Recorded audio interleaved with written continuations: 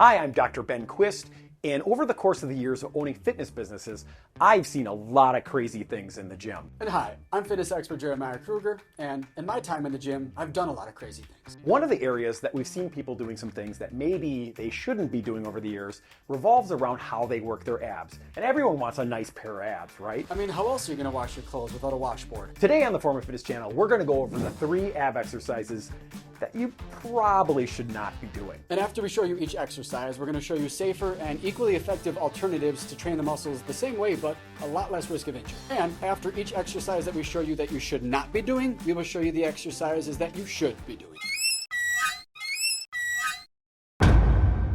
So if you're familiar with the Form of Fitness channel, you know we're all about you getting results without hurting yourself.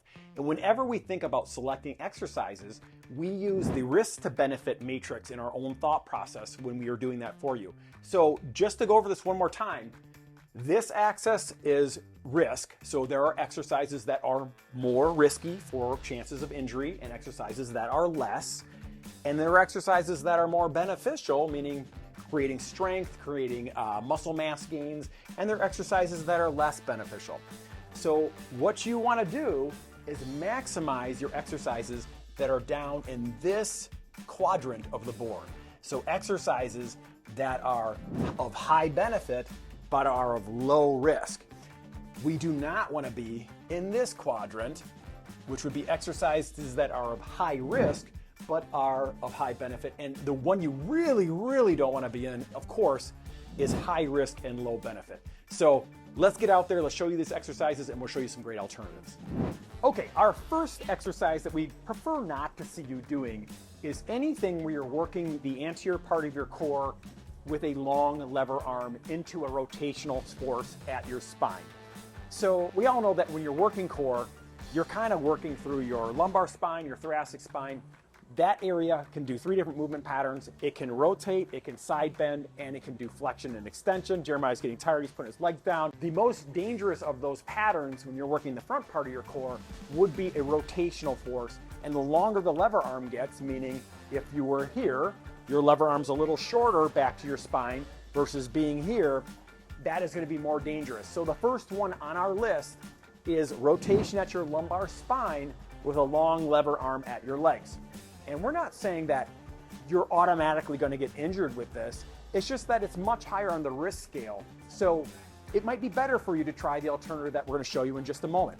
Now, if you want extra credit for having the most dangerous exercise, the one I cannot stand, I've seen so many people get hurt with this throughout the years.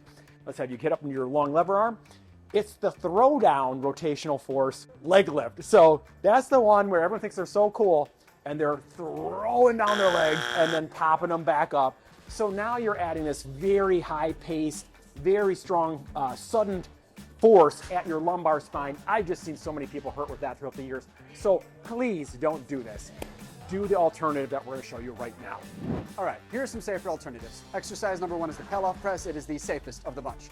I am doing anti-rotation, meaning I'm resisting twisting, which makes this a very safe exercise, especially compared to the one we just showed you. It's scalable in multiple different ways. Number 1, I could change the weight, or number 2, the farther I reach forward, the longer the lever arm is here, meaning I got to resist a little bit more force than I do right here. So if I'm only strong enough to go a little bit out, I'm going to stop here. If I'm strong enough to go all the way out, I'll go all the way out. Now, the way to progress this, rather than just changing weights, is I might add motion at the spine. Still safer than before. Again, I can either with long lever arm do a big twist with straight arms, or with a shorter lever arm, I can have a little bit of a smaller twist. And again, I can still modulate weight, or you can modify by dropping down to a half kneel and isolate your core a little bit more and take the hips out of it. And now into one more. All right, the last exercise of the bunch is the landmine rotation. This one can be modulated or scaled by changing the length of my arms. If I bend my arms, I make it a little bit easier. If I straighten my arms, I make it a little bit harder. I can also add weight to the barbell right here, but this is one of my personal favorite core exercises. It works way more than just the abdominal wall. Exercise 2 on the list of exercises that we prefer not to see you do for your core and ab area is the side bend with a dumbbell.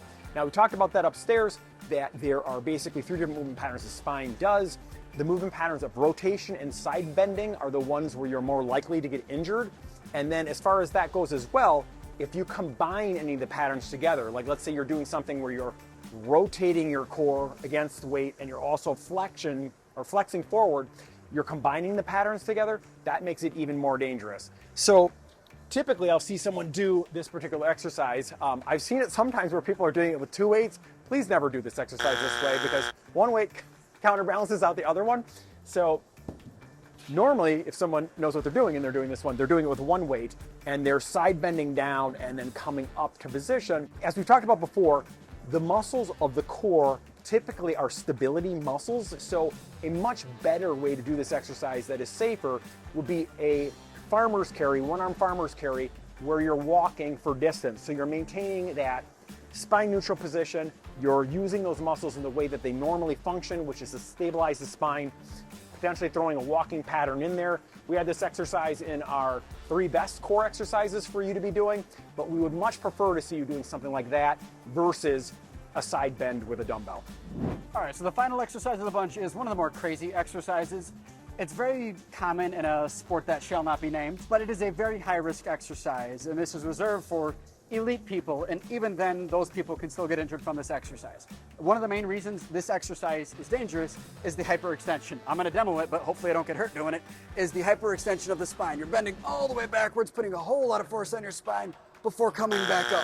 And while stretching muscles is hugely beneficial for them, like stretching your abs, putting that amount of pressure on your spine and the vertebrae, that is probably not great long term. Meaning that if I do the same exercise over the course of 30 years, 50, 60-year-old me is going to be really unhappy that I spent any time doing this exercise. Let me show you something safer with a very similar benefit. All right, so a much safer alternative that has very similar benefit would be doing back extension over something that supports your back while you do it.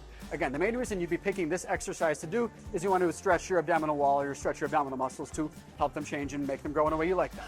So, if I keep that same idea in mind, I'm going to extend my spine, stretching abdominal muscles as I reach over and then crunch back over. The best thing you can do for this one is create a long lever arm for your arms and then try to keep it up over your head like you're a diver. You could also, eventually as you get more advanced, hold a weight. You'll notice that my legs are pretty wide to help stabilize my body. If my legs are too narrow, I might rotate side to side, and again, that adds more risk to this exercise than is necessary. So my goal is to isolate the core, isolate that spine flexion and extension, and do it on a supportive surface. This is a very good alternative. All right, thank you guys for watching. Give this video a like, subscribe, comment below, and we'll see you next time.